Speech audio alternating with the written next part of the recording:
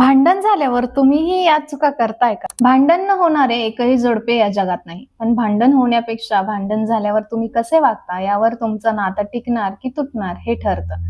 भांडण झाल्यावर तुम्ही या 3 चुका करत असाल तर तुम्ही तुमच्या नात्यातील गोडवा स्वतःच संपवत आहात. नंबर 1, जुन्या गोष्टी उकरून काढणे.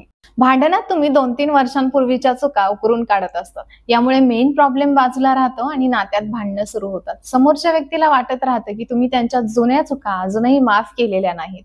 सध्या ज्या विषयावर भांडण सुरू आहे फक्त त्या विषयावर बोला.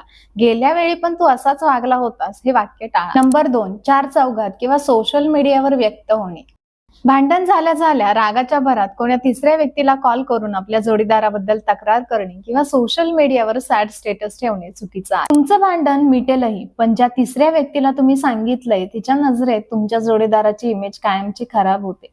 घराचं भांडण घराच्या 4 भिंतींच्या आतच मिटवा. तिसऱ्या व्यक्तीला न्यायाधीश बनवू नका. नंबर 3, बदला घेण्याची वृत्ती ठेवणे. त्याने मला जेवण विचारलं नाही, आता मी सुद्धा त्याला पाणी विचारणार नाही. तिने माझा फोन कट केला, आता मी सुद्धा तिच्यासोबत 2 दिवस बोलणार नाही. यामुळे नात्यात दुरावा निर्माण होतो. तुम्हाला जर हा व्हिडिओ आवडला असेल तर लाईक करा. सतत आपल्या जोडीदारासोबत भांडण करणाऱ्या मित्रमैत्रिणींना पाठवा आणि आपल्या चॅनलला सबस्क्राईब करायला विसरू नका.